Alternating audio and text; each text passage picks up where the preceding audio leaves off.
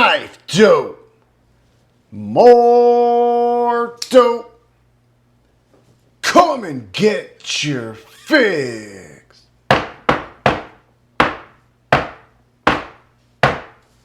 What's up, fuckers? Your boy is back with a fresh batch of dope. Knife dope. That's right, people. The hits don't stop. Well, I know you fuckers did not think it would be so easy to get rid of me.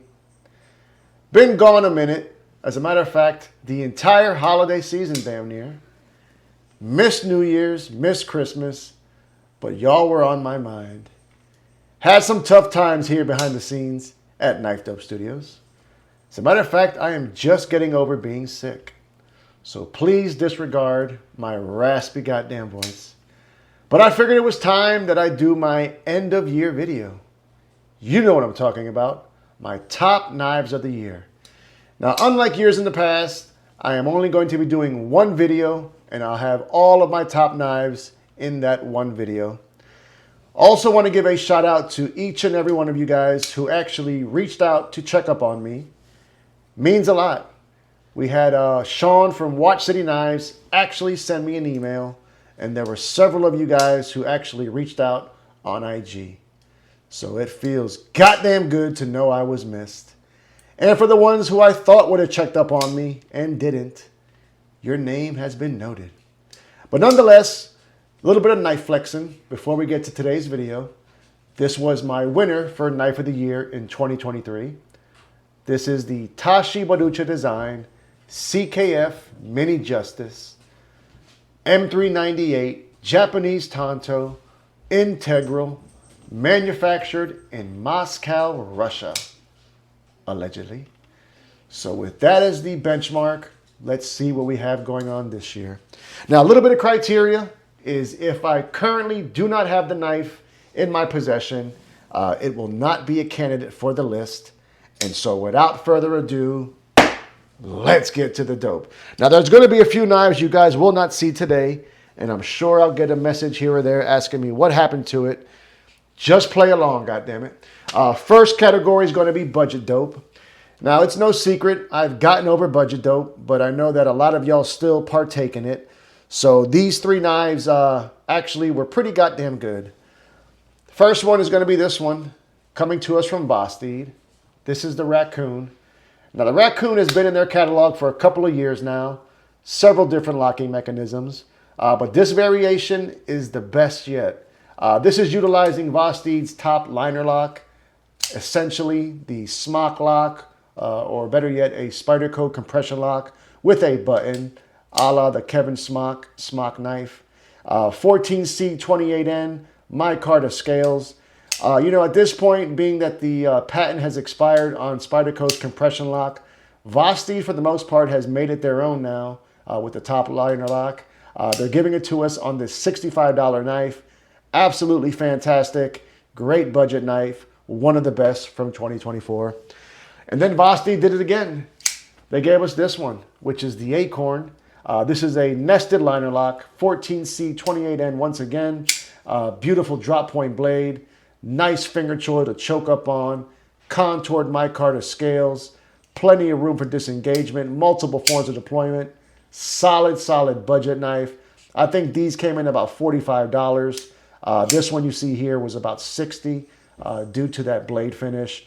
But once again, another great budget knife from Vosteed. And then last one, had to give y'all a crossbar lock. This is CJRB. I think this is the Shale. Full disclosure, I did not buy this one. This was actually sent to me courtesy of CJRB. So big thanks to them. ARRPM9 steel, super slicey hoe. And I tell you, when it comes to the action on the crossbar lock, I had said for, ever since Kaiser came up with the clutch lock, I felt that that was the best crossbar lock in the game. And although it's still great, I think CJRB has closed the gap.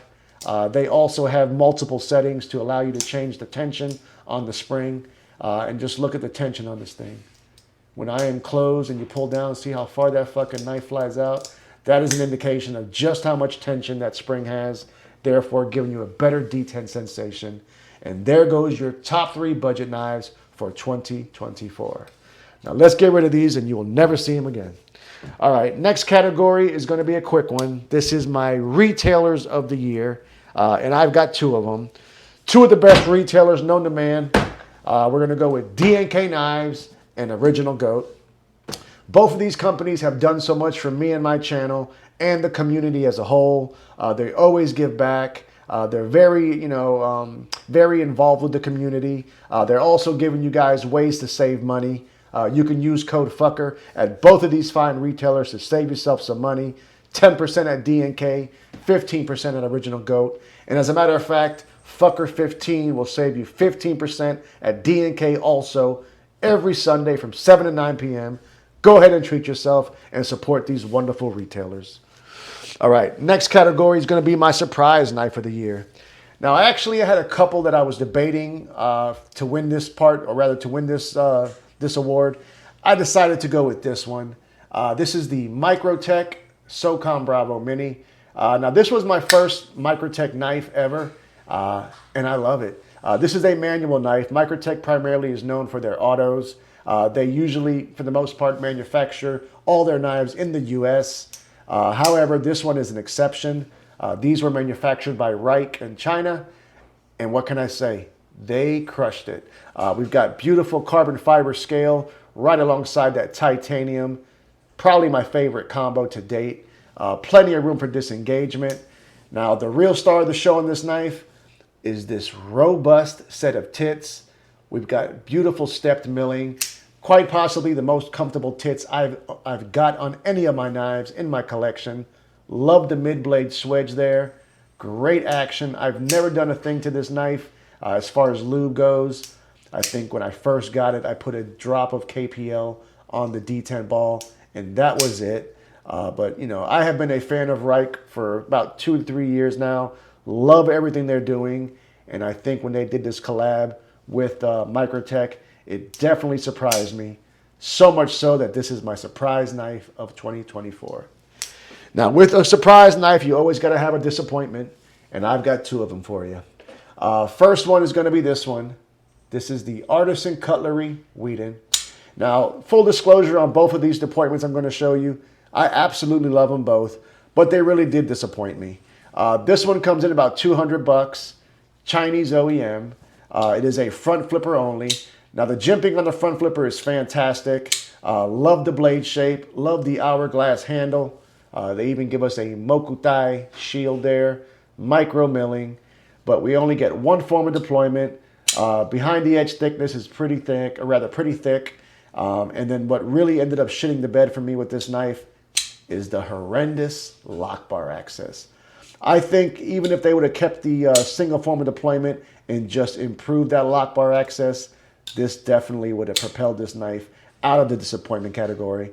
But even though it's a disappointment, I love it dearly, and it ain't going nowhere. Now, the real disappointment for me for 2024 is also a knife I dearly love, and it's this one, the Spyderco Spy Mito. Now, this was a flash batch from Spyderco, and actually it was my first time ever getting one of their flash batches. These were manufactured in Maniago, Italy by Lion Steel. Originally, it comes with a show-side micarta scale, M398 steel. Now, I did have to buy a separate knife altogether just to make this a full titanium build. So that was a little bit disappointing. But what was the real disappointment for me with this was that when this was in the lead up to this being dropped, they had promoted this as having a hollow grind. So I was all for it. So you can imagine my horror when I unboxed this bitch, found it to have 136,000 blade stock thickness, full flat grind, thick behind the edge. So that is the reason for my disappointment with this one. But even though that's the case, still love the bitch, but she did disappoint me. All right, next category is going to be the Plunge Lock of the Year. Now, you probably already know what it is, but actually I've got an honorable mention also. Honorable mention for this category is going to be the Wii Cubit. Now, there was a brief time, I think sometime in 2023 to about the early portion of 2024, I was actually saying that we was manufacturing the best plunge locks in the game. And that was true. But then something happened. ProTech decided to step their game up, and they showed that what they're capable of with this one. This is the ProTech TR3 Integrity Manual. Goddamn, people. USA made, S35 VN. Love everything about this knife. Aluminum scales, beautiful milling pattern, and of course, robust set of tits. Now, I think if you're familiar with ProTech's catalog, they had always given us good, good manual plunge locks. Case in point, the Malibu, and of course, my Mordax. But something changed with the TR3. They ended up removing the flipper, going with tits, and I'm assuming improving that spring tension, because this feels like a traditional detent. Such a great knife. Fantastic price. I think $260 I paid for this. Worth every goddamn penny. And it is my plunge lock of the year. All right, next up is going to be my small knife of the year. Now, this category also had a couple of contenders I could have went with. This one, if it would have dropped this year, would have damn sure won the award. This, of course, is the Devo Mini Growler. Now, these just dropped on the 9th of January, so therefore it is not eligible to be on my list. But bet your sweet ass it'll probably be there at the end of 2025. But what was on my list this year for honorable mention is going to be this one. This is the TRM Holy Nerd. Full disclosure, once again, I did not buy this one. This was graciously sent to me by TRM at my request, and I love it. As a matter of fact, I got this sometime, I think, in the late October, maybe early November. I have had this in the pocket more so than any other knife in my collection. USA made, wonderful drop point blade, full flat grind, magna cum laude for the steel. I think we've got 90 thousandths blade stock thickness, contoured micarta scales, nice spot to choke up on. Sure, it's a small knife, but oh so goddamn capable. Riding on washers, it's just gotten glassy, glassy smooth. That is my runner-up. But my winner for small knife of the year, which also could have been surprise of the year, has got to be this one. This is the Golden Design Works Nugget. Not only did this surprise me, but it also blew me away. I managed to score this right when they dropped via trade with one of my dearest knife bros, Mr. Tommy Mac. These are actually OEM by Best Tech. And if you've been paying attention, Best Tech had a killer 2024. And the Nugget's just more proof of that. Nice sheep's foot blade, thin blade stock, neutral handle, but it works so well. Great action, couple of forms of deployment. Front flipper is tuned to perfection. Perfect amount of jimping. Some people argue that this was overpriced, maybe because of the steel choice. 154 cm at the price point being 200. I don't know. I don't want to say it's overpriced because it is that good of a goddamn knife. I love it so much so that it actually was my preferred small knife of the year, the Nugget. All right, next category is going to be my favorite purchase. Now, I had never done a favorite purchase category ever in years past. This is going to be the first time. And like I mentioned in the beginning, there are a few knives that are no longer here, so, keep that in mind. But favorite purchases for me this year are going to be two of them. First one is going to be this American classic. We're talking about the McNeese Mac 2 3.5 rendition. Glorious, glorious Tonto apparatus. Now, if you follow the channel, you know that I was actually after this exact model for almost a year to the day. They dropped in 2023 prior to Blade Show. They were super hard to get. My only reason for going to Blade Show that year was to acquire one of these. Managed to, to strike out, didn't get one. So for the next year almost, I was after them, trying to get one. They were still very hard to get. I was lucky enough to score one right before Blade Show in 2024. I've had it ever since then. Absolutely love it. Love the brand. Love the knife. And it was one of my favorite purchases for 2024. But my favorite purchase of that year has got to be this beauty. We're talking about the Quiet Carry Rincon. Now, this is one of the uber rare variants. It comes with that milled blade. I believe there's only 34 or 36 ever released to the wild, and your boy has got one. Not only that, I did go ahead and send this out to AR Customs for a bearing mod. So it is a true one of one. Van X steel, clip point blade. Love the hollow grind. Love the action. Love everything about this goddamn knife. And it was definitely my favorite purchase of the year. Now, kind of segueing off that for my production company of the year, you guessed it, gotta be Quiet Carry. I think Quiet Carry managed to level up. They had always done great knives, and I had always been a fan of theirs. But something changed in 2024. They just got more refined. Case in point was this 9. This was the newest variant of the 9. And when I handled this, I immediately knew that something changed. It got better, which is always a good thing. They did raise their prices ever so slightly. But the way I look at it is if Benchmade can raise their prices by 11% and continue to give us the same regurgitated shit, I think it's okay for Quiet Carry to raise their prices slightly and manage to get better with their knives. So production company of the year, definitely Quiet Carry. Okay, top 5, baby. These are going to be the top 5 knives for 2024 here at Knife Dope Studios. This first one should come as no surprise, as I've been screaming from the rooftops all goddamn year. This is the Sharif Manganis design Kubi Momentum. Now, before you say shit, sure, the Momentum was dropped in 2023, but they did not give us the premium rendition until 2024, and they fucking crushed it.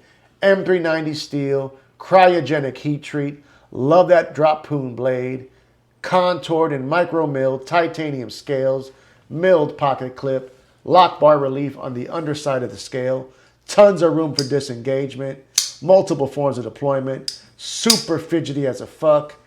I love this thing. I think currently they're coming in at about like 160 range, give or take. I paid $220 for mine, but it was worth every penny, even at that. One of my top knives for 2024, the Momentum.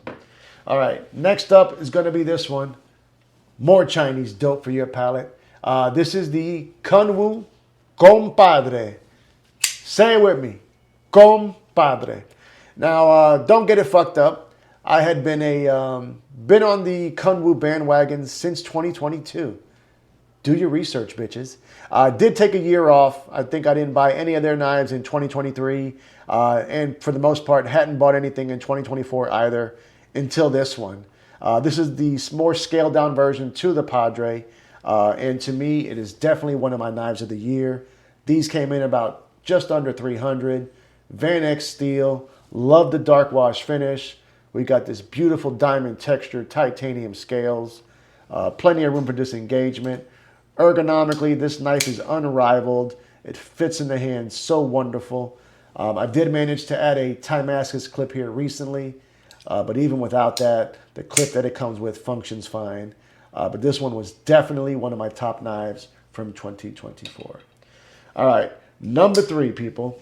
Now we're going to give you guys a little bit of Italian dope. This is the GM11. Now, as a matter of fact, this GM11 was my introduction to the GM side of things from Giant Mouse. And it has such an effect on me that I actually made a promise that I was going to continue to attempt to grab all of their GM releases going forward. The GM releases are released once annually typically. This year they did release 2. But once they are released in a limited capacity, and then they are to never be released again, once again, allegedly. Beautiful sheep's foot blade. Like I said, Italian made, Maniago, Italy. Magna Cum Laude steel. Love that saber grind. Wonderfully contoured titanium scales. Love the micro milling. They also give us a crown spine, crown brass back spacer. Tons of room for disengagement. Just Italian craftsmanship at its finest. That one was the Giant Mouse GM11. All right, these last 2 people might keep you, might actually shock quite a few of y'all. These are both coming from Taiwan. The first one, this one also could have definitely been sleeper knife of the year. Did not expect this to be as good as it is. Managed to score this at Blade Show in 2024. This is the Cold Steel Artist, formerly known as the FM1, now being referred to as the Full Metal Atlas. What can I say? This is Taiwan's proof of just how good they are. I mean, these came in at $180 at the show. I think they are about the same price now. S35VN, spear point blade, titanium scales, even give us some nice milling on both sides. But the real star of the show is their new improved Atlas lock. In 2023, they actually released the Atlas lock, but back then it was very mushy. Felt like trash, to be honest with you. Well, something has changed. It is very snappy for a spring-based lock. I love it. I think this is definitely slept on, but it is not here, as I have given it the title of one of my top 5 knives. Now, the last one for this year, another goddamn quiet carry. This is the Drift LCT, lovingly referred to by me as the TLC. Now, this is actually currently Quiet Carry's most expensive knife. These come in at $380. Taiwanese made. They went ahead and they improved the LC version, which was not a full titanium build. This time around, they gave it to us in full titanium. Also upgraded the steel to Van X.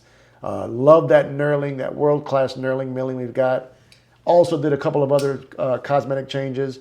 They did go ahead and give you a little bit, they actually shaved a little portion of the lock bar away to give you ample room for your reverse flick. Absolutely love this thing. So much so that I felt it was okay for me to sell my large drift. Yeah, I missed the large drift, but I prefer a contoured knife versus a flat scale knife. But either way, Quiet Carry had a hell of a year, and those are my top 5 knives here at KnifeDope Studios. But more importantly, I want to know what you fuckers think. Tell me all about it. Love you, mean it. Until the next time. Cut something, cut someone. Just don't cut yourself. Stay dangerous, fuckers.